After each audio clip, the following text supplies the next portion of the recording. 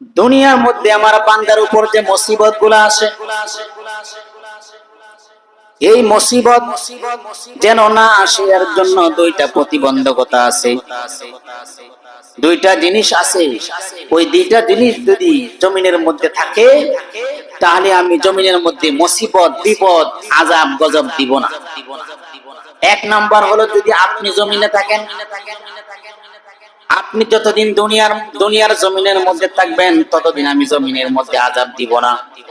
আরেকটা হলো, যখন বান্দার মধ্যে যখন বেশি বেশি ইস্তেগফার থাকবে, বেশি বেশি যখন ইস্তেগফার করবে,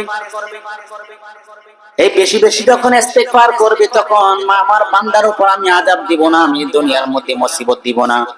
আসমানি জমিনি কোন মুসিবত আল্লাহ তাআলা দিবেন না। তাহলে দুইটা জিনিসের কথা বলছি। একটা হলো, আপনি যতদিন জমিনের মধ্যে থাকবেন ততদিন আমি জমিনের মধ্যে আযাব দিব। আর একটা হলো, যতদিন জমিনের মধ্যে ইস্তেগফার থাকবে ততদিন আমি আযাব দিব না।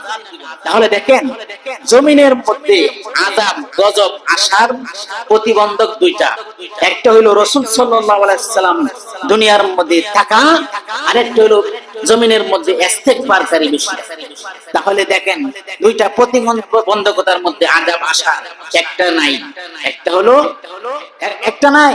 এটাকে রাসূল সাল্লাল্লাহু আলাইহি ওয়াসাল্লাম, রাসূল সাল্লাল্লাহু আলাইহি ওয়াসাল্লাম আমাদের থেকে বিদায় হয়ে চলে গেছে, উনি দুনিয়া থেকে চলে গেছে, কিন্তু আরেকটা জিনিস তো আছে, সেটা হলো কি? ইস্তেগফার। আল্লাহ তাআলা কোরআনের মধ্যে বলেন,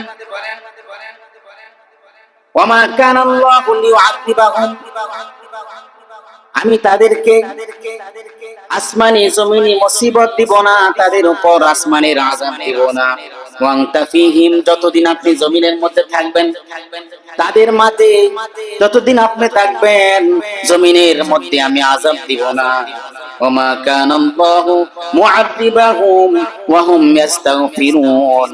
আরেক প্রকার হলো, যতদিন জমিনের মধ্যে বান্দার মুখের মধ্যে ইস্তেগফার থাকবে, বেশি বেশি ইস্তেগফার করবে, বেশি বেশি ইস্তেগফার করবে, ততদিন আমি তাদের উপর আযাব দিব না। তাহলে বেশি বেশি ইস্তেগফার করার দরকার আছে না নাই?